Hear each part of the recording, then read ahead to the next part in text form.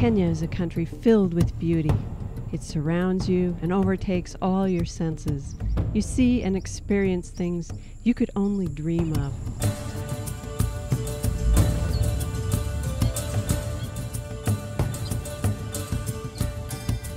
Even when the beauty of the country turns to slums and garbage and seemingly insurmountable burden, the true beauty of Kenya shines through. The people, their stories, their faces, their smiles, their lives.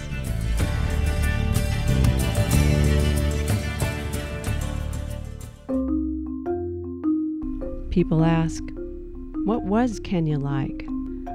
I use words like amazing, breathtaking, and heartbreaking.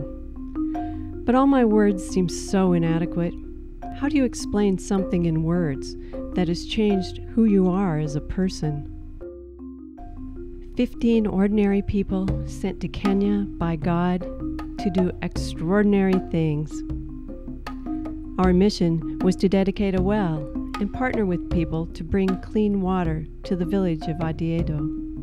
We went to serve the poor, to share the gospel. But we also realized it was more than that. We were ambassadors for the whole church. We weren't just passing through, we were building relationships for future trips and projects. Put simply, our mission was to love and to continue to love the people.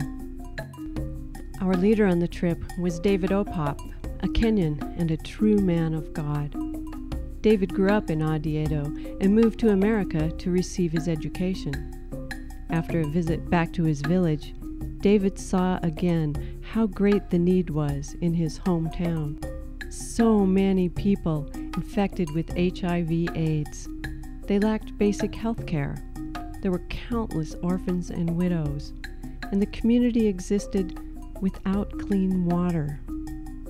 The biggest single reason that we embarked upon this project was because of David Opap and the man he is, the character he has.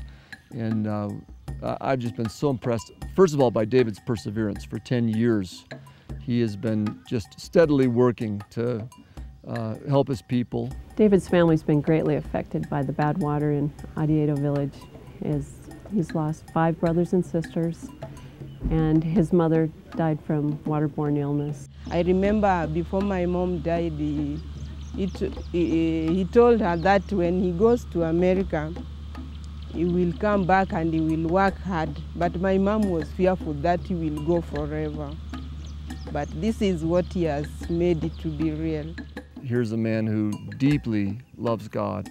I mean, his faith is enormous, and also deeply loves his people and is committed to helping them. And so, can't think of anybody I'd rather work with than David. So, David formed Spring of Hope International, a non-profit aimed at making Adiedo village a better place to live. The 3 main objectives of Spring of Hope is to bring clean water to Adiedo village. The second one is to bring health care to the people of Adiedo village. And the third one is to educate people in Adiedo village. What David needed was the support and resources that we were able to come along and provide. What we needed was somebody like David who knew firsthand the country and the need and how best to meet it. We tell you, listen to our music and pay attention to what we say. On the first day, we visited the Soweto slums. 220,000 people packed in an area roughly 1 square mile in size. The air is humid and heavy with the smell of sewage. As we walk through heaps of garbage, smiling children are everywhere. They chase after us, giggling and having fun, wanting to touch our hands. The men are missing. They are not out working. They are dead from AIDS. Very troubling. I mean, hard to sleep that night with those images in your mind. We invite ourselves into their homes, which are about the size of a walk-in closet. In the quiet, gracious way of all Kenyans, we are ushered onto the best of a few seats. I am embarrassed by my apparent blessings.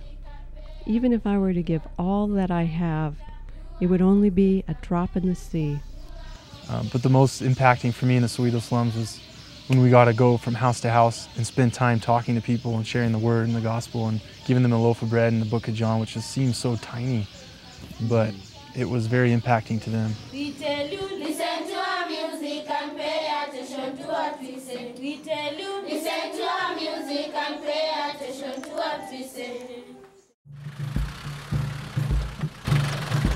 Just to travel in Kenya is an adventure in faith. We soon realize deep muddy ruts and washed out roads are the norm.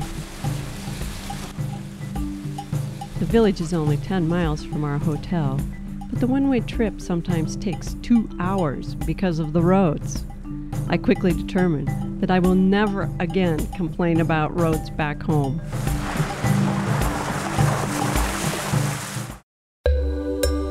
Because of delays, the drill rig has not yet arrived in the village. But today is good because we will visit David's hometown and meet his family and his people. They are so happy to see us. It's like being with an old friend you've known for years. I've never met a people as gentle as the Kenyans. Friendliness is simply their gift. Their smiles pierce your soul and capture your heart. They smile in the midst of trouble and pain. No matter the struggles, there are always the Kenyan smiles. Always.